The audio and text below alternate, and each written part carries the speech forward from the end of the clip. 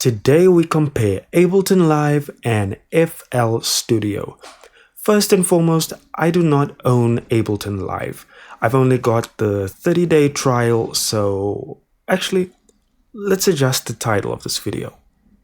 That's better. Okay, so right off the bat, when we are talking about FL Studio, everyone always points out how it goes against the traditional DAW layout, and that is undeniably true. FL Studio has windows for everything. Everything in FL Studio is a window. If you ever thought, I wish I could just make music inside of Windows, then boy, are you in for a treat. Catch is that if you don't go about coloring, renaming, and generally just using the plethora of organization tools FL Studio offers you, this will become very messy very fast. A standout feature for FL is the channel rack. The channel rack is a step sequencer that allows you to drag sounds in and create awesome loops. Drums are really easy to set up here. You could create your entire arrangement in the channel rack before going anywhere near the playlist.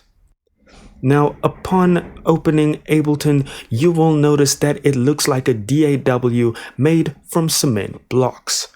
However, from what I've seen, everything has structure.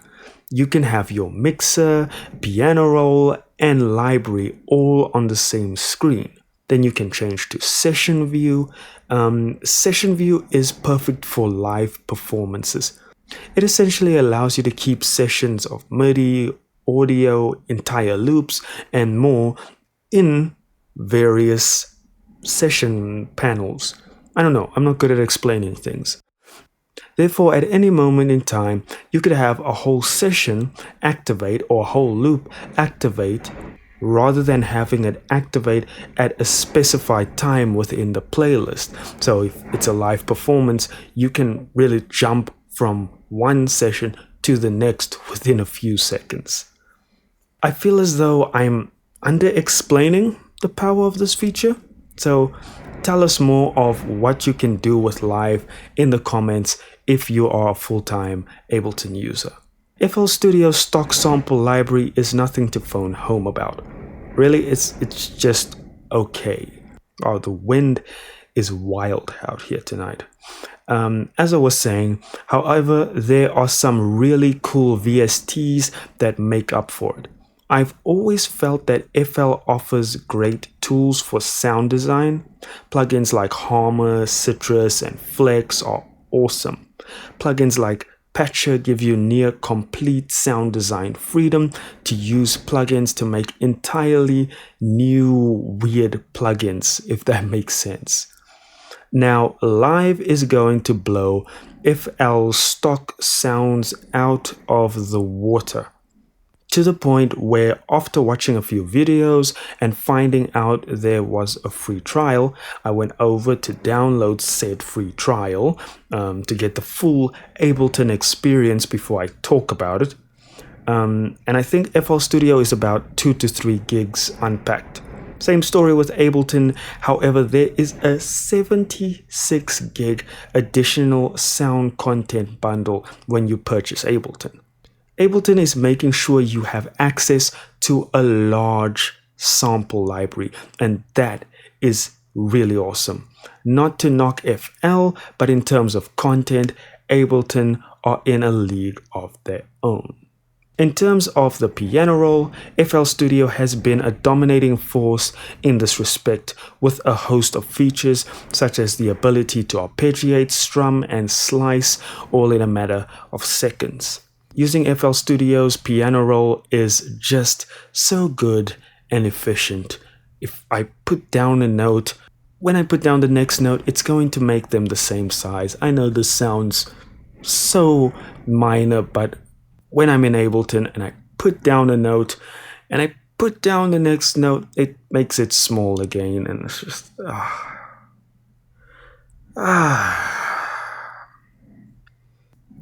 However, Ableton's piano roll has come to new heights in Live 12. I'm not gonna lie.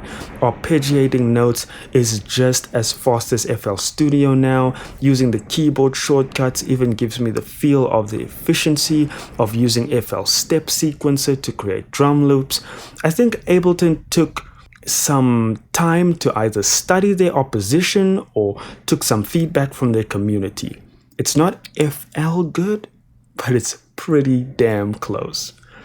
Live 12 actually came out with a lot of new features for their piano roll, however most of these FL already had.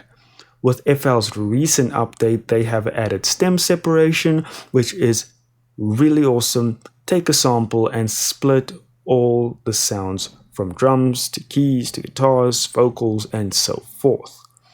Again though, an Ableton feature that just looks so epic is the ability to freeze and unfreeze tracks. This can save you so much CPU power when the project gets larger, and on top of that, you are not locked in like when consolidating with FL Studio because you could just unfreeze.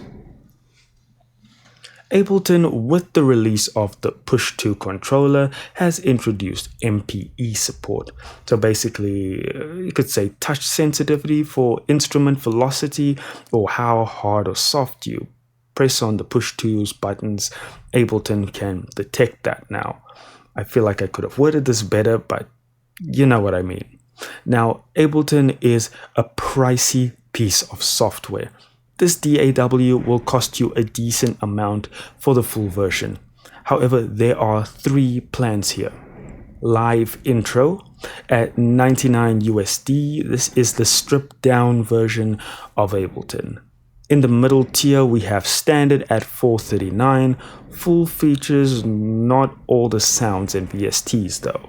At $749, we have Suite, and this is the full package.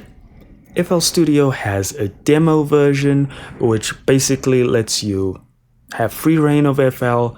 You can save your projects, but you cannot open them.